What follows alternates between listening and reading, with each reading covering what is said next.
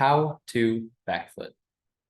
During my time in high school, I sent out a school-wide survey inquiring how many people could perform a backflip. Only 10 of 265 respondents, 3.78%, said they could.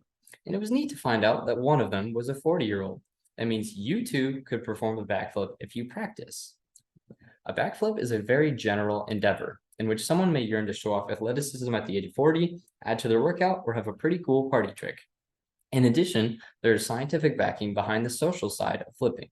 Published in the journal Strategies, focused on physical education, the 2022 article Strategies to Increase College Students' Empathy in Gymnastics suggests that the progressive practicing of difficult skills can create a complex level of empathy.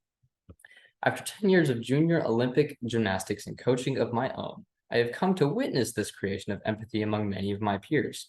Despite that, I've been doing backflips for over 8 years, teaching countless gymnasts and friends how to perform them as well. Today, I will disclose the steps I took to properly build up the agility and technique to produce a backflip that makes me part of the 3.78%.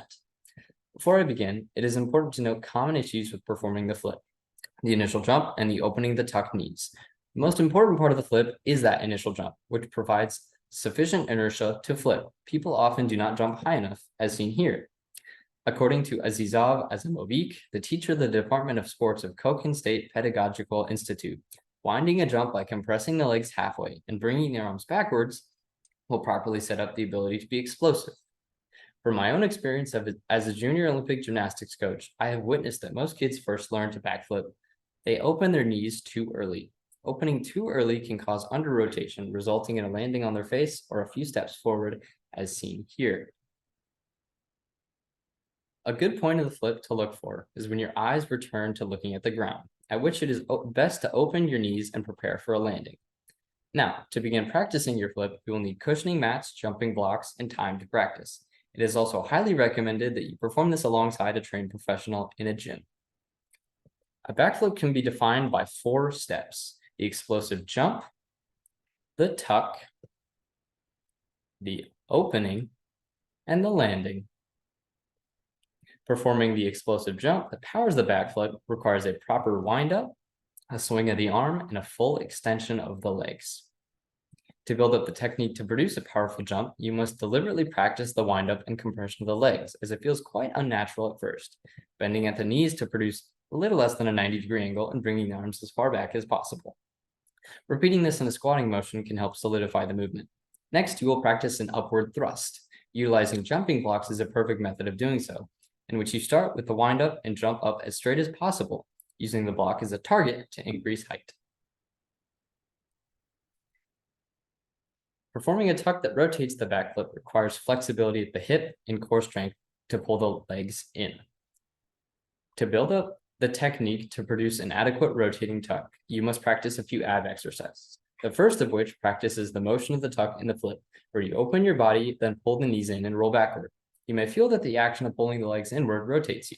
That is what causes rotation during the flip, so it's crucial. Next, practicing holding the tucking position will increase core strength to allow for easier tucking during a flip. The third and fourth step of a backflip are the opening and landing. These steps are nearly the opposite of the first two, in which you open your tuck legs and absorb the landing. In a 2023 article putting a new spin on insect jumping performance, researchers studying the natural motions and acrobatics of insects realized that insects open appendages to cancel their rotation. They utilize these findings in their robot that performs backflips, in which it opens its tuck legs to stop the rotation.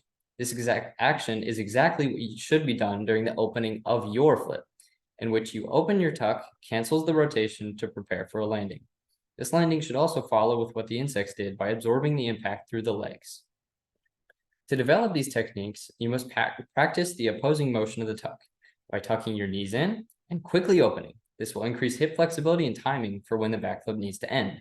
Utilizing the same jumping blocks in reverse will also help by jumping up and back with a tuck of the knees followed by that quick opening motion. You can simulate the backflip. At the same time, these reverse jumps require a landing, in which you will squat down and swing your arms back to absorb the energy of the flip.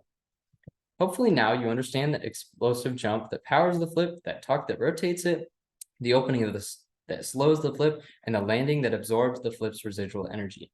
Now that the individual steps and techniques of a backflip have been laid out, it is important to practice, practice, practice. It took me nearly 2 years from my first practice of gymnastics before I landed my flip. I had coaches and advice along the way. If you follow my and the insect's advice and steps properly, as well as find that helping hand, I guarantee you will be part of that 3.78% and have a pretty neat party trick at hand.